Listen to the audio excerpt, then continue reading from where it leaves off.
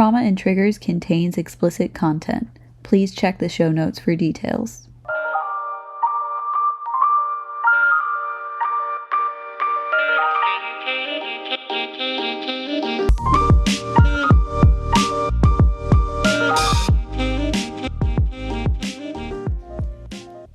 We're live.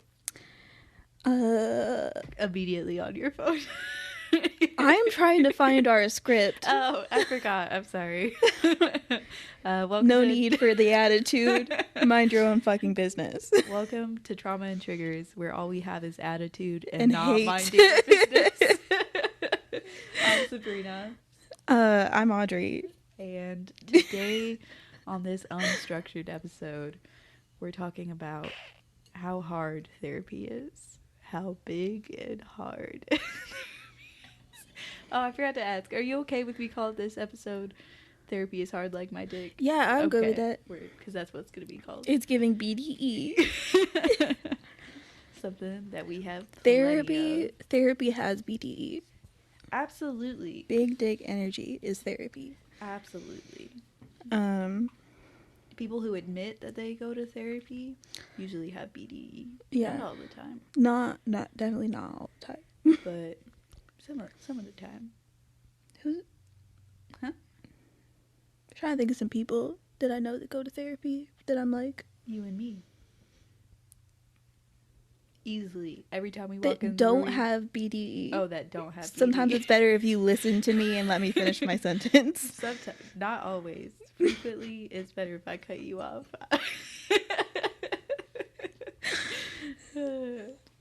It's all love. It's all love in the room.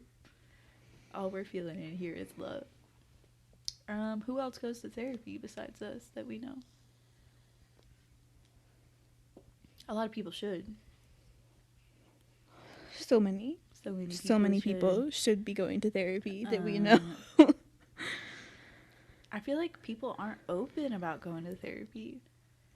I have a few friends that are like recently started going to therapy, and I'm very happy for them. Yeah. And I hope it works out. It's expensive. I understand why people don't go. Yeah. It's a commitment, and if you're not willing to be like, okay, I'm gonna be doing this for at the very least a few months. Yeah. And paying for it. If that's not a commitment you can make, then don't do it. Otherwise, you're wasting $50 to $100. Yeah. Yeah. Unless they take insurance, which is really rare around here. Mm-hmm. And sometimes, A, you don't have insurance, or B, your insurance doesn't even have a therapy section. Whatever. You know what I'm trying to say? Yeah. Yeah, therapy is hard. There's a lot of aspects of it that are hard, but it's good. It is good. You want to have fucking huge cock energy like us? Go to therapy. Go to therapy, you little dick bitch. Uh-oh, we're contributing to harmful stereotypes about penises.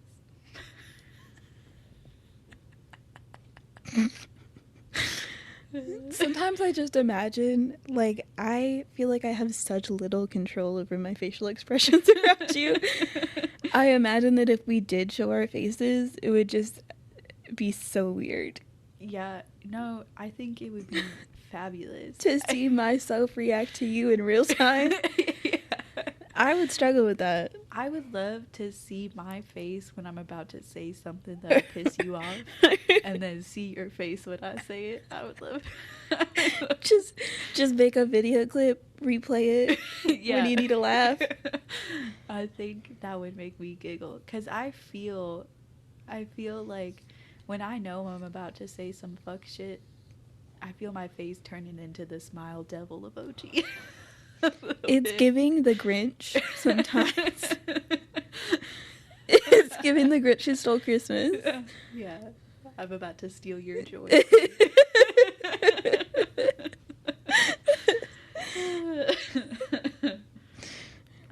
I'm so happy we're friends. Me too. I love you. I love you too.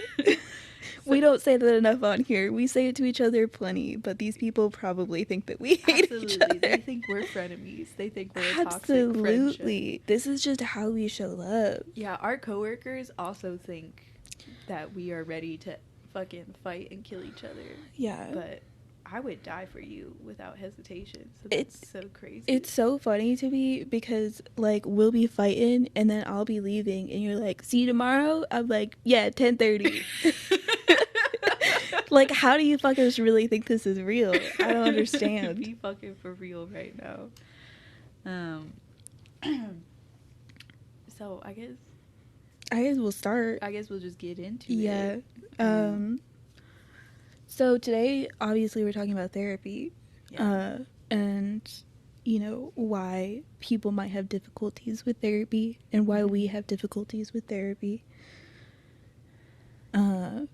So I guess we're starting out with some personal journeys. I guess we're going to start out in a hard, rough place. Yeah. I guess I'll probably go first because I feel like you'll be more comfortable. Probably. That way. Probably. Yeah. So, I've probably been going to therapy for, I think, 2 years now, or a year and a half, something like that. I also did go to therapy. Oh, you know what? You know why it feels familiar? Because in Self-Care Fuck You, we talked about our therapy journeys a little bit.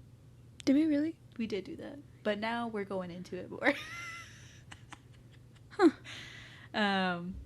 Anyway, so when I was a kid, my dad went through a divorce before I was born, and he was fighting for custody for his daughter, and for some reason the whole family had to go to therapy, and that was an uncomfortable, traumatizing experience for me. I remember I also have experience with family therapy. Being forced into family therapy. It's never good. I was young. I was probably 8 or 9 in family therapy. And I never wanted to go because my association was everybody was getting sad and angry. And I'm like, so why do we want to go here? Let's go do something else. Mm-hmm. And then I had earlier a traumatic event in childhood that my parents took me to therapy for, and I don't remember that at all. So, though, like, being forced into therapy when you're a kid, I feel like is almost always counterproductive. And then I would say, you know, the pandemic did a lot of, like, destabilizing for me in my life, and a lot of, like, confusion about my place in the world. I had been struggling with some pretty deep depression. This was before I met you. I was struggling, like, holding a job sort of level of depression and anxiety, avoiding social situations, not talking to people for months. I had recently gotten married, and I chose not to move in with him until after we got married. It was a personal decision. I'm not getting into it. Nobody needs to know about that. That's just fine. It's just it's just who I am. Anyway, so we move in together, pandemic situation, and just like it was like a bunch of big life changes at once. And then on top of it, I felt like I was supposed to be really happy because I had just gotten married, and I was happy, but I was having a hard time adjusting to a new living situation. Right.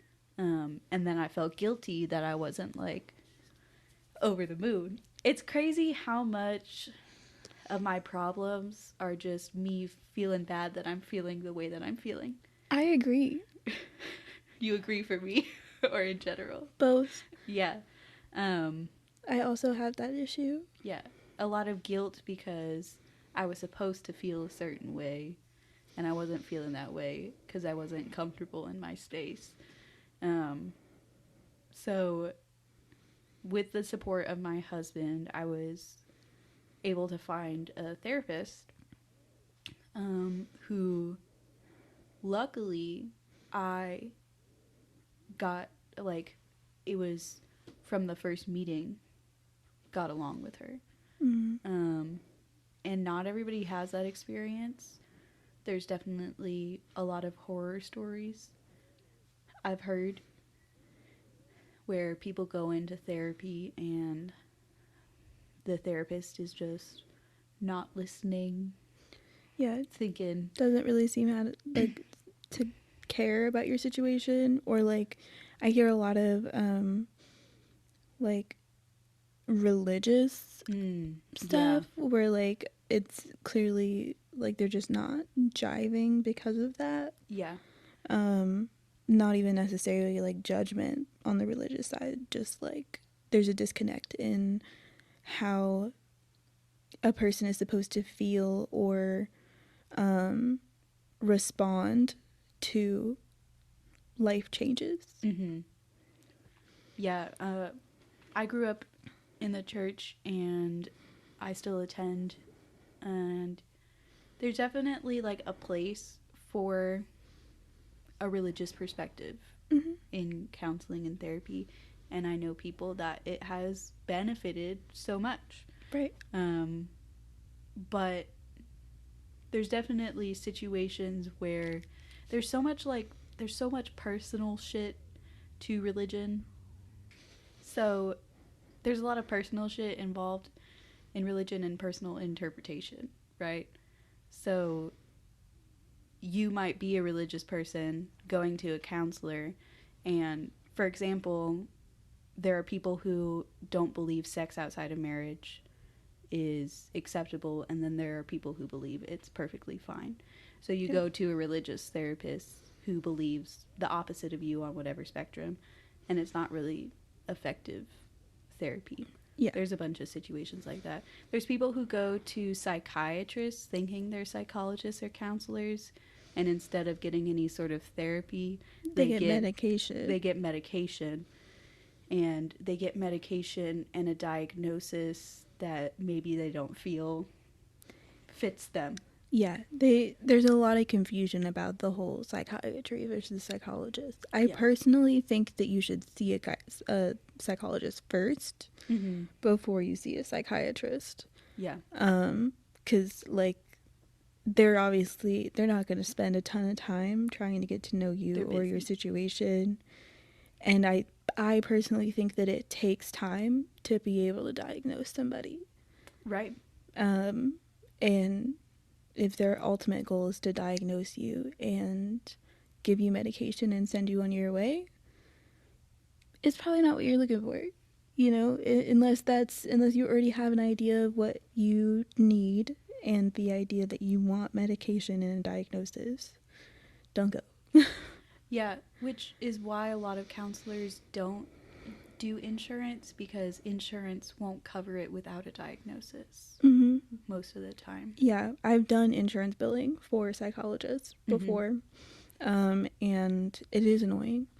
I won't speak up on behalf of the psychologist I was working for.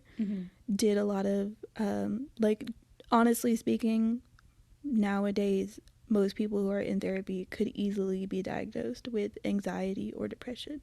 Yeah. So those are the most frequent ones. Yep. Like if insurance needs to bill you on something, typically it's like a generalized anxiety disorder or generalized depression. But yeah, it's annoying. It's really difficult to deal with insurance. It's hard. Yeah. But it is helpful to people, and you get more money for doing it. So it's also like... Yeah, luckily the therapist I see, she works on a sliding scale, and it is affordable. Yeah. For me, it wouldn't be for everybody, so I do feel very, like, lucky, blessed, whatever word you want to use. And I feel very happy that I have people in my circle, my support group, who are supportive of me going to therapy. because people in my outer circle are very negative towards it, which is surprising to me. I think it's a generation thing. Generation and location. Yeah, culture, you know, older, more conservative people generally look down on therapy, which is unfortunate. I feel like they need it. Just saying. I think everybody could benefit from therapy. Yeah. Did I tell you about the time? I can't remember. It was at my old apartment, and my roommate at the time had like made a comment and asked me if I thought they needed therapy, and I was like, yeah, sure. I was just being honest. They did need therapy. And so I spoke the truth, and they got upset, and I was like, I think everybody needs therapy. My mom's a therapist. Why would you ask me? Yeah. Yeah. Yeah, it was a ridiculous situation. But, like, people really just, there's such a big stigma on, like, you know, why people would go to therapy, and the idea that to go to therapy, you need to have something really wrong with you. Yeah, quote, really wrong. Everyone is experiencing trauma. Everyone is experiencing big life changes. There's no, like, you know, you have a disorder, or you have this, or you have that as a reason to go. Yeah, you can just Some people are just going to maintain themselves. Yeah. For me, it was definitely, it was very strange for me because I've always been surrounded by people who are pro-therapy. But I think those earlier experiences I had with therapy, it was hard for me to let go of that anxiety I had connected to therapy from childhood experiences with therapy. It's very interesting how therapy has changed my perspective on how we experience feelings. I've become more like body aware of I'm experiencing anxiety in my stomach. Do you know what I'm saying? It's so like I hate the way I talk sometimes. I've been trying to work on that because I have a really hard time like recognizing emotions and feelings, and like I generalize them all into like very like one or two. Like there's these two emotions I feel on a regular basis and no other emotions I'm feeling. And like I do think that my body has changes, and I think that if I was able to like connect like, oh, I'm feeling this at this time, why? Yeah. It would be easier for me to like recognize that. So I've been working on that a little bit. I think the body awareness for emotions was easier for me because I did martial arts growing up, and there's a lot of body awareness in general involved in that. But for me, the feeling two things at once was really hard. I was always fighting one of my feelings, at least. I was always, why are you mad and happy? Pick one. Pick one. You can't be both. Recently I was talking with my therapist, and I was like, I wish I could go back to feeling one thing. And she was like, I worked for a year to get you to feel two things. You better not. I love her. Yeah, I feel like we went straight into reasons to seek therapy, and I never mentioned my personal journey. I apologize. So for me, I think I didn't have any like super early experiences with therapy. When I was, I think 14, I went to a therapist. I asked to go after some like personal traumatic experiences. And, you know, I don't think I was in the right headspace for that. I don't think I was in the right headspace for anything. But I was clearly, I don't think I wanted to get better. I think I wanted somebody to notice I wasn't okay. So I asked to go to therapy. Sometimes so somebody would notice. The most like, ouch. Yikes. I just wanted to someone notice. I can't even say it again. I'm sorry, but it's true. Yeah. Girl, don't get me crying on the podcast. I do, me too. But really, like, that was the main reason. So it wasn't super beneficial to me. Mm-hmm. And it didn't really even necessarily accomplish what I wanted to accomplish. So it was just kind of like, okay, we'll move on. I also had a therapy, which was fun because it wasn't forced family therapy in the way that you experienced it. The government required it. So it was another level of enforcement. It was government required family therapy. And this therapist, my God, wasn't a fucking therapist. This bitch wasn't helping with anything.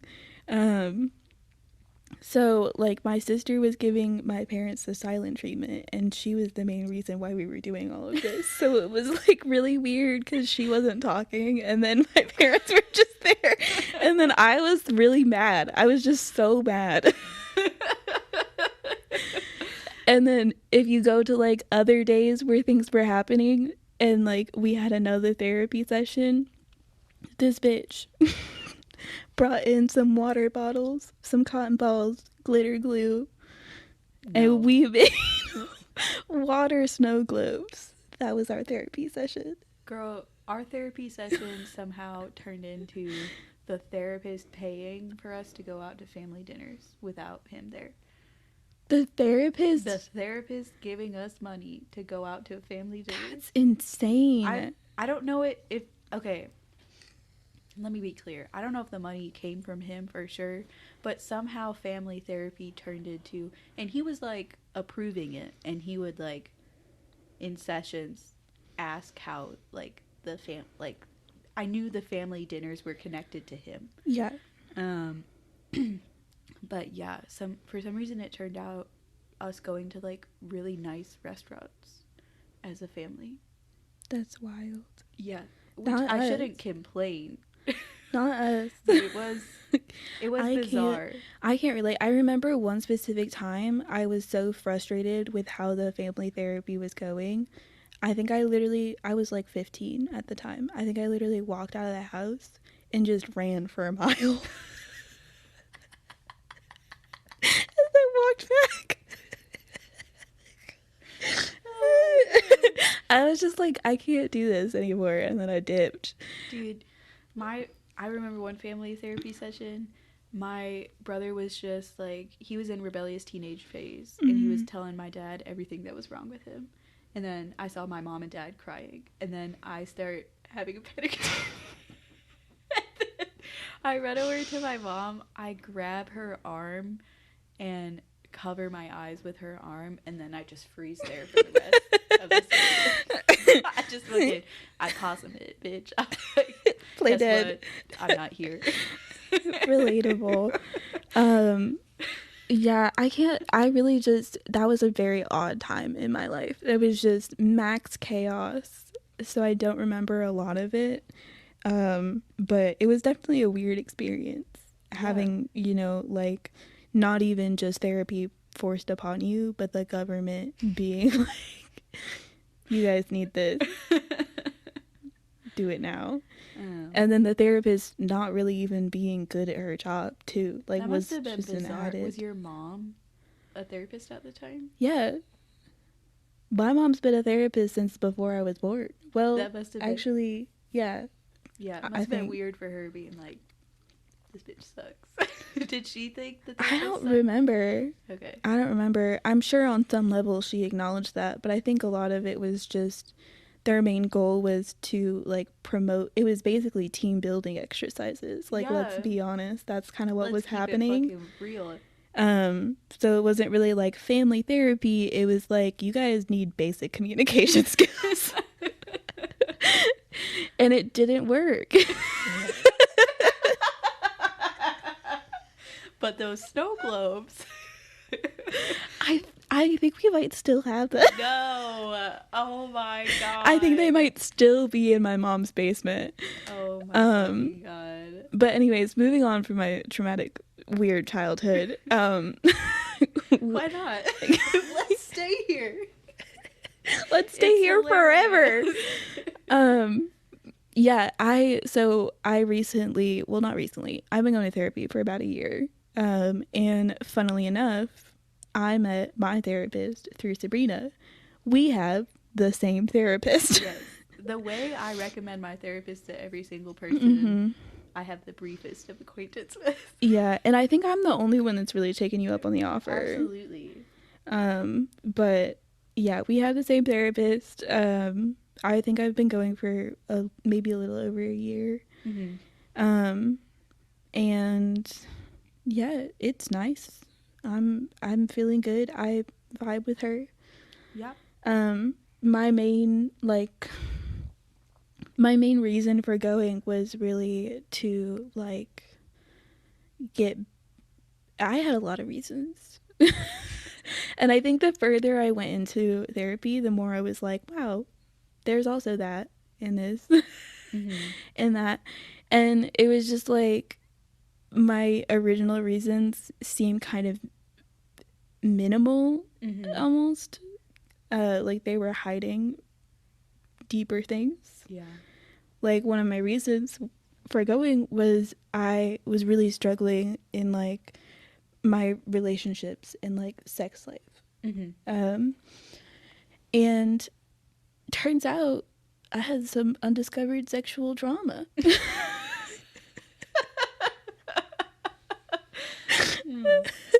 Turns out That's not right. That was also part of the problem. Yeah. And you know, some attachment issues, avoidance. There was just a lot of things that I noticed the more I was going throughout therapy. I was like, I knew something was wrong, but I didn't know it was this. Damn. And yeah, it's been hard. I think my biggest problem with therapy lately has been like I'll get to a point where I can actually focus on a problem and try to fix something that I feel like has been needing to be worked on for a long time. And I have one session where I can get to deal with it. Immediately after the session ends, I'm freaking out. I have a panic attack. I'm not okay. And then my life descends into chaos and we don't talk about it again. Recently, that's been my problem. Yeah. Yeah, I've had a similar issue where there's so much chaos and frustration that I need her help processing that, you know, a lot of deeper issues have been set aside like for now. We almost don't have a choice but to do maintenance. Right. At the moment. Because life. Everybody else. Yeah. Everybody else. Yeah. I feel like my struggle with therapy right now sometimes is I'll just be like, okay, so fix me. Tell me what's wrong and fix me. And she'll be like, No. Which, you know, eventually I get it out of her. But first I have to give her the information that she needs. Yeah, you really do have to talk about it a little bit. You kind of, the main point of therapy is to kind of discover that a little bit on your own. You know, you have to talk about it. And the more you talk about it, the more you're like, oh, there's also, like, there's this. And just connect the dots. It's connecting the dots in your brain. If you say it out loud to somebody and they help point you in the correct direction, you just kind of figure it out yourself. Yep. But it is helpful. It's nice to be able to do that in a safe environment. And a lot of the problems I have had, I would not have dealt with on my own. Oh, yeah. To be honest. Me either. But another weird thing I've really had a hard time with this isn't necessarily therapy, but I think more the more you get into a stage in your life where you're like happy and comfortable, the more things start to pop up that were, you know, problems beforehand. You know, Yeah. like traumatic events popping up, reminders that things had happened. Yeah. Because you're safe and your brain's finally in a place where you're like, oh, okay, like maybe I can deal with the hard shit. Yeah. And then the hard shit comes and it kicks your motherfucking ass. Yeah. Yeah, when you're not distracted by like the chaos and the busyness of life, then it's like, hey, you remember this? Yeah. No, I don't want to. Take it back. Hey, take it back. I don't want to feel this way anymore. Yeah. Yeah, it's not a good feeling, and I think sometimes that is part of the reason why people quit therapy, is because it brings up things that they don't want to think about. Yeah. You kind of just have to work through it. It just is what it is. Yeah, and you'll feel better on the other side. Like, I feel accomplished when I work through those things. Like, it even just, I think, having the knowledge that I'm capable of doing it is nice. Yeah, it feels good because for me, I feel like I'm not as controlled by things that happen to me outside of my control anymore. Yeah. I can now acknowledge the pain and just be like, okay, we'll just sit with this for a second, hold space for it, and then move on. She can go. Yeah. It sounds like such a simple, small thing for a year and a half of work, but it's really big. I mean, I wasn't operating or functioning in society for a little while, so a couple little changes. I just had really strong avoidance skills. That was really my main issue, is I was just going to keep living life the way that I wanted to do it, with no interactions without any disturbances. And sometimes disturbances are what you need. Yep. To be honest. And then I came in. Disturbing you. You came in before I really even started this process, because I started going to therapy, and then things started hitting pretty hard. Yep. After that, I would say probably 2023 was a really difficult year for me, I think, and it was easier because I had a good support system and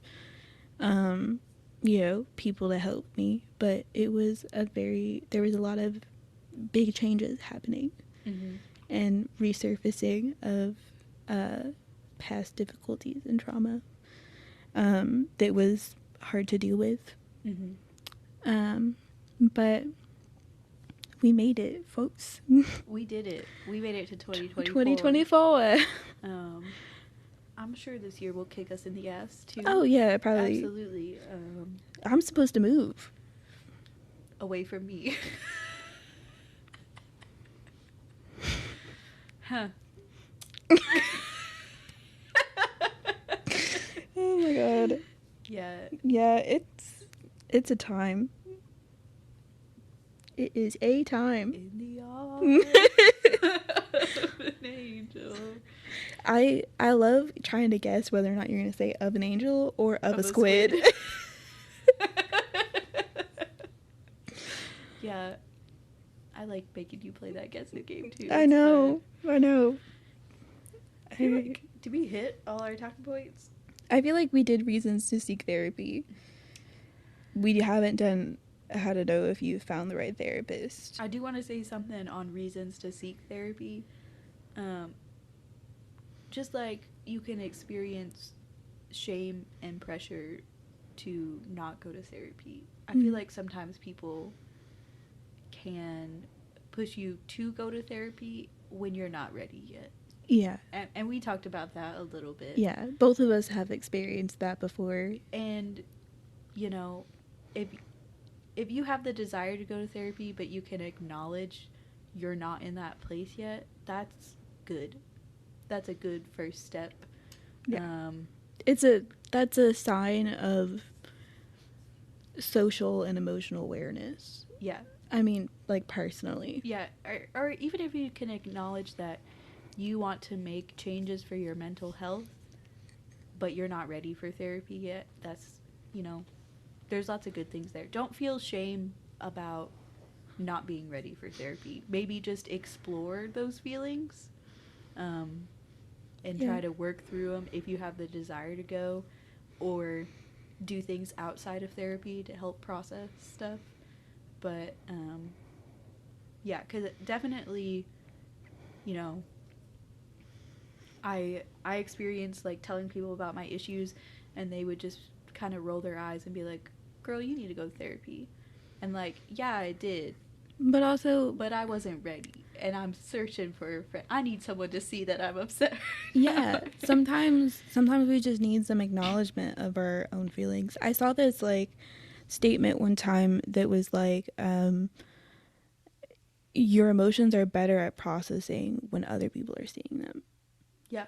And I have a terrible time with that. I have a really difficult time with that. But like, that's why, like, sometimes people cry in the mirror. Mm-hmm. You're like experiencing and seeing those emotions happen while they're happening. Yeah. And I think it's important to have people in your life acknowledge and listen to what you're feeling. Yeah. I mean, a lot of therapy is just validating your feelings and kind of being like, you know what, your feeling's okay and you're not alone. Yeah. And that's like really, really helpful. Yeah. So I feel like we did kind of discuss how to know if you found the right therapist. Not completely, but a little bit. I mean, I think we discussed how to know if you found the wrong therapist. Yeah. I guess the way you know is they don't feel wrong. They don't feel wrong. It's not always gonna be perfect. It's not always gonna be a perfect match. Yeah. Like our therapist is a millennial, so yeah, you know, she has her flaws. She tries her best. And like, you know, you don't have to be besties with your therapist. They don't have to get everything about you. The important part is that you feel comfortable around them. Right. And that you feel like they're understanding who you are as a person. Yeah, I think the biggest thing for me is feeling like therapists have to be like a little bit detached, objectively, just because you're probably going to be talking about some traumas, and they can't be sitting there crying with you. Right. But for me, it was like, Jesus Christ, I'm making so many disgusting mouth noises. Fuck.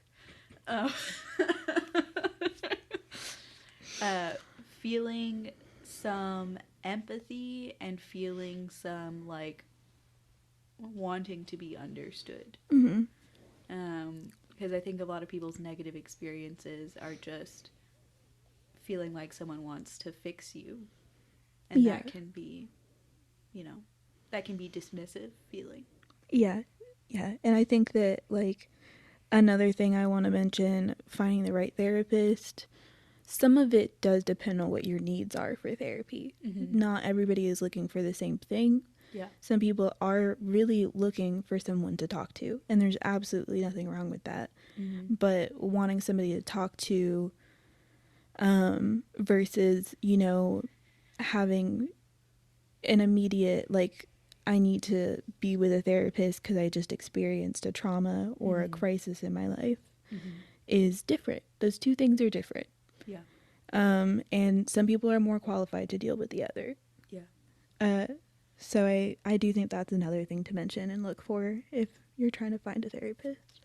There's also like, there's a lot of, if you have, we'll say, an alternative lifestyle, like if you're kinky, or if you're LGBT, if you're neurodivergent, you can find therapists who either are like aware of that field, or you can find them who like specialize, obviously not kink and stuff, but neurodivergence and stuff like that. Yeah. And, you know, that's another way if you're a member of the weirdo communities. The fucking freaks out there. We're allowed to say this because we are a part of them. All three of the ones I listed. We're also weirdo communities. But yeah, I really think that those are the main things. Like, to be honest, it's don't expect it to be like an immediate, this is going to be wonderful, I'm so happy I'm here. That's not going to be the general feeling in therapy. It's not going to feel good all the time. Yeah. And also realize therapists have an ethical obligation. If they feel like they aren't equipped for your situation, Mm-hmm. they have an obligation to refer you out. Right. So that might happen too. But don't give up on the first one. I mean, we lucked out, but yeah, it's definitely, it's also not a hit on you if they're not qualified. Some people just don't know how to deal with certain situations, and they don't want you to waste your money because they don't necessarily know how to help you. So don't take that personally or like as a stop in your journey if that's something that happens. Also, if you're just feeling like stuff's not clicking, don't feel like you owe the therapist. It's okay. There's plenty of fucked up people out there. They'll be all right. They'll still have a job. So some other ways to improve your mental health outside of therapy. Yeah, I mean, I want to be careful recommending anything. Yeah. I think there's a lot of things to recommend, and it's a very broad topic. Yeah. I do think that there's resources, like, there's definitely, like, some podcasts and stuff. There's some self-help stuff that is valuable.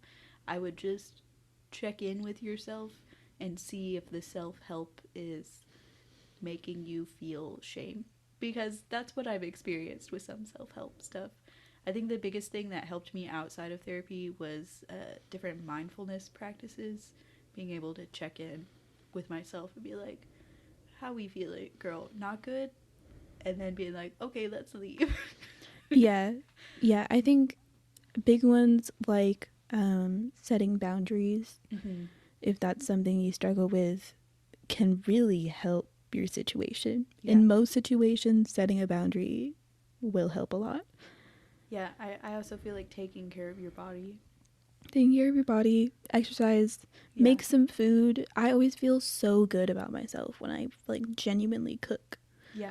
And I feel like reaching out to people can be hit or miss, but if there is someone, if you have a person, if there's let that person know that you trust, let them know you're struggling. And it sucks because, you know, therapy isn't available to everybody, just money-wise and situation-wise. So there are other avenues out there. Just, you know, if you're mentally ill or experiencing mental illness, however you want to say it, people will try to take advantage of that and sell you stupid crap and other things. Don't do that. Just be aware of that. I also experienced like a lot of personal growth throughout doing things that were a little bit out of my comfort zone. I think some of what really did help me was facing things that made me uncomfortable and made me a little anxious, and just having some kind of sorry, I just burped twice in a row. I heard it into the microphone. I tried to do it the other way. Yeah, you sure did try. Excuse me. I probably won't edit it out. I know. But I did feel, I don't want to say better, because there were times where I didn't always feel great, but I spent a lot of time really kind of suppressing my personality and my emotions and feelings, and stepping out of my comfort zone and kind of allowing myself to explore new experiences was helpful. I think we did it. We covered. We literally haven't finished. No, we covered that. Other ways to improve your mental health. I was therapy. like, what do you? What's that called? Exposure therapy. Yeah, exposure therapy. It's not really exposure therapy. It's exposure therapy if you're like you have a genuine fear. Yeah. And like I was a little nervous. I was anxious for sure, but I wouldn't say I was like fearful. Yeah. I don't know how to put this into words exactly, so I'll just vomit it out for everybody in the world. That's what we want. Baby bird it to us. So, we're an ASMR podcast now. Yeah, everybody's gonna hate this. One thing that helped me a lot, and I did this while in therapy, but is kind of just realizing that not everything is gonna be okay right now, and that's okay. Yeah. You can just, are you going to die? No. You know, hierarchy of needs. Are basic survival's okay? And that's all that you can do right now? Yeah. That's okay.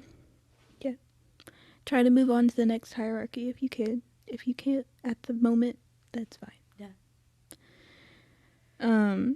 When to stop therapy. We added a question mark to this on the script because, like, we don't know the answer. Yeah. I think it depends on your own personal goals and what you want out of therapy, to really know when to stop. And it's a little hard, like, when you walk into therapy and you're like, oh, I'm just, like, trying to be a better person. Yeah. I think when you walk into it with that mentality, it's, like, a little never ending. Mm-hmm. Not that that's a bad mentality to have. That's the mentality that I had. Mm-hmm. But like, there's always improvement to be had. Yeah. So it's hard to know. It's just kind of your personal choice. If you feel like the trauma that you wanted to unpack and find closure on has been resolved, mm-hmm. and you can move on, then congrats, you completed your journey. Yeah. Like, it just depends on what you want out of it. I think if you feel like you're not getting anything out of it anymore, yeah, that's a good sign. I think also, I don't know if I'm remembering this correctly, but therapists also have another ethical obligation to be like, if they realize that you are not getting anything out of it anymore, they're supposed to be like, hey, yeah, we're done. Yeah, like our therapist will mention to people if, like, she feels like they could, go another week without therapy, mm-hmm. and do like every 3 weeks instead of every other week, and kind of wean off of it rather than have it be a very regular thing. Yeah. But yeah, I really do think that it's mostly just based on personal belief and goals. Also, sometimes life just gets in the way. Yeah. Sometimes you move away. Sometimes you move away. Sometimes you don't have money. Yeah. There's plenty of reasons why you would need to stop therapy. But we're mostly trying to just talk about emotionally and physically based why. Hopefully you can stop when it's your choice to stop. Yeah. I feel like we covered this talking point a little bit, but there's a lot of societal stigma around therapy. I think it's just people fear emotional vulnerability, and they are so insecure they can't handle it when you're like, I got problems, bitch, and I'm working on them. Yeah. Because then they're like, oh, I got problems and I'm not working on them, or whatever. There's a lot of, like, it doesn't work happening. I think when people walk in, people who are not necessarily as educated on therapy believe that the whole goal is to fix yourself, and people want immediate results. Therapy is not an immediate fix. No. Not in any way, shape, or form. So, you know, I think that is another reason why people are like, oh, it doesn't work. Yeah. Because it doesn't give them the results that they want to immediately. I think people see it as a weakness, too, that you can't fix your own problems by yourself. Yeah. So. Said people can't fix their problems by themselves. Yeah, they just put their problems on everybody else. Yeah. But they don't see that. Yeah. Yeah, I mean, I feel like we all know what the societal stigma is around therapy, but it's worth mentioning. And if you feel like you can't go to therapy because of society, literally fuck off. Like, fuck literally, society, just burn the whole get bitch over down. It. You have to stop with the anarchy. I can't stop. The world is a better place with better people in it. Yeah. And I will say that till the day I die. The world's a better place with better people in it. So, become a better person. Fuck you. I agree. Yeah, I really have been on the anarchy streak lately. You have. About the strangest things. Also, are your socks inside out, or is that just weird? Yeah, I don't like when it touches me. You don't like the like yeah strings outside? I get that. I respect that. They're little, like, embroidered lobsters. Yeah. So when the embroidered part touches my skin, I want to die a little bit. I really understand that. Also, don't buy embroidered socks. These are all of my husband's socks. We have a giant laundry basket full of socks that will never be matched up and folded, and we just share. Half of my socks don't fit. He's stretched out. So the heel is on my calf now. I haven't bought a pair of socks in years. They're all his. For some reason, he has 10,000 pairs of socks. Hence the giant basket full of them. Oh, that's a lie. I did just buy some wool socks because it was really cold out. Yeah, I have a few, like, thick, stick ones. Yeah, some thickums. Anyway. Sorry about that little sidebar. That was me. That was entirely my fault. Yeah. Therapy's difficult. It can be hard. If you make it hard, if you do what you need to do. Yeah, I will say I do feel like, you know, not that you're doing it wrong, but I do feel like therapy is typically being most effective when it's difficult. Yeah. Change is not an easy thing. No. But it's really, I mean, therapy has been my favorite part about adulthood. Not me. Or your husband. Actually, it's been hot, nasty sex. Fair. And then my husband and you, I won't say which is higher for legal reasons. Please contact my lawyer about questions. And then therapy. Yeah.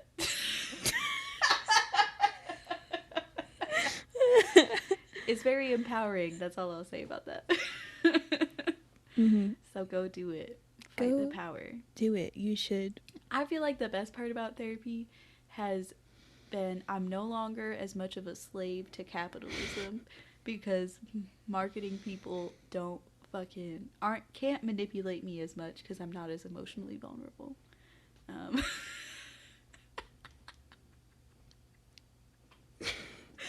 What? Say it. Did you say that that's what you feel has benefited you the most? Mm-hmm. Shut the fuck up. Yeah. That's what's benefited my wallet the most, honestly. And that's what matters in America. Are our wallets. This is Yep. what we're going to therapy for. To save money. That's funny. That's hilarious. At the end of the day, it's about saving money. Who let us have a podcast? God, I don't know. God. It was God. It was God. He came down to me in a dream and said, start a podcast. It'll change the world. Well, thanks so much for listening, guys. Yeah, it was fun. If you go to therapy, you can join my anarchist communist cult that I'll be starting in the next 5 to 10 business years. Follow us on social media for announcements about that cult. It's at Trauma Triggers on TikTok and Instagram, and at Trauma Triggers Pod on Reddit, the best social media app in the world. Dude, I really do love Reddit. Reddit is just... God bless. It's just the truest form of humanity. Oh, it's so beautiful. Everything's anonymous. People just put out what they want. People will be like, health concerns for my human toilet. We actually saw one of those posts. Yeah, I didn't even make that up. No, that was real. Fucking for real. They were like, they took like an antidepressant and they were like, can my human toilet drink my piss? Yeah. And everyone was like, probably not, hun, but ask your doctor. If I were a doctor and someone asked me that, I would quit probably. And I'm sex positive. Sometimes people just need to have boundaries. Yeah, one person was like, you could make fake piss with some yellow food dye water in a microwave. Just put a little bit of it in there for flavor. Just a little bit. A little bit of Vyvanse won't hurt. You gotta stop mixing up medications. Yeah, what is... Paxil is an antidepressant. No, Paxil is... I can't remember. Doesn't matter. I don't take them. Lexapro is an antidepressant. Lexapro, Vyvanse is a stimulant for ADHD. Yes. Weird. You can also rate and review our podcast on Apple and Spotify and all the other platforms. Well, actually, I want reviews. I don't really even care about the ratings. I just want people to say that we're wonderful people. Yeah, or even if they said we were bad, I would probably laugh at it. I'd still be like, well, they listened. Yeah. What'd you say the other day? To be relevant enough to be hated. Yeah. Trash. Also, if you don't love us enough to write a review on an app, you could tell friends about us. We're hilarious, iconic, wonderful, and we're starting a cult, so... You can also respond to our polls. We have some polls. Those are on Spotify, which I think... Supposedly, most of our listeners are on Spotify. I don't know. It depends on if we look at the app on our phone or the laptop. It's very frustrating to me. Yeah. I guess it doesn't really matter. It seems like lately, it's really only from 30 to 40% of our listeners are on Spotify. Yeah. That's a good chunk of them, though. Yeah. Well, we don't love you guys, but we like you. Goodbye. Bye. Alright, let's get the one better.